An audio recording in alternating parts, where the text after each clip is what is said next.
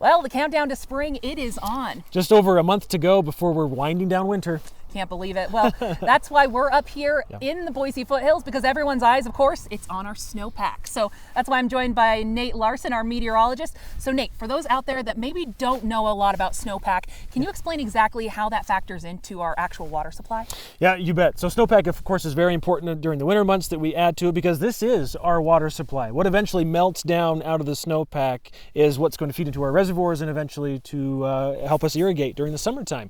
And so that's what we're going to talk about today, is why the snowpack is important, where we stand right now, and what we're potentially looking at as we move forward. So last year, we had a severe, if not exceptional, drought during the spring. In fact, from March to July, it was our second driest period in the history book since 1924. In fact, that's when we had the driest March to July period. And so drought, when it's exceptional, that's a 1 in 50 year event, folks. So it's a pretty extreme event, and we're hoping that we don't repeat that this time around. Yeah, and the interesting thing about last year's snowpack as well, while we're talking about it, we actually were doing really well with our snowpack until about March of last year, and that really was what made the difference. Yeah, we had a La Nina winter last winter, which tends to lead to a more active jet stream, essentially leading more storms into Idaho, and we had a pretty good winter. We had an average snowpack, and we're sitting at about average this year. We'll look at some of the numbers, but we've kind of hit a dry spell again, a quiet time from the latter half of January through now. We really haven't had a lot of new storms to add to additional snow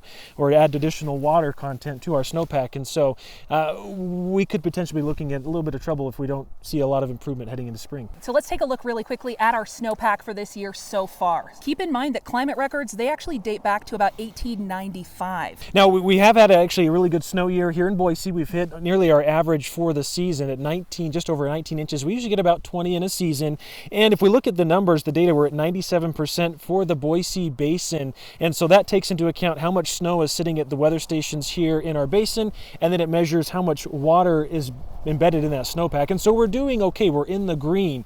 And as a state, we're at 97.4%. And so what that means is right now, this snapshot, we're looking pretty good. But again, when we look ahead to what we're hoping for in the spring, we need additional storms to continue to keep that snowpack, the numbers where it needs to be. And we're also going to be watching temperatures. Do we melt off what snowpack we have too quickly, and are we able to capture or harness all of that melting snow in an efficient way? Yeah, now it's actually looking forward that we're concerned with. Yeah, so what lies ahead? We still have, again, a good chunk of winter left. We're heading into spring. Our snowpack, so what's around us, we tend to peak our snowpack. It's its highest amount April 1st, or around the first part of April is when we see the most amount of snow piled up in our mountain areas. And so there's still time to make up, we want additional amounts to what we already have. We're in a decent spot right now, but we could use more. So we're going to be watching for big storms that are going to be coming down, forming in the Gulf of Alaska, moving into Idaho. Have a little bit of something maybe next week on Monday, but we're going to be watching for additional events to bring in some more good snow. Definitely. If you want to see any of this data that we showed you today, we have that on our website, idahonews.com. But with CBS 2 News, I'm Sarah Jacobson. And I'm meteorologist Nate Larsen. We'll be watching.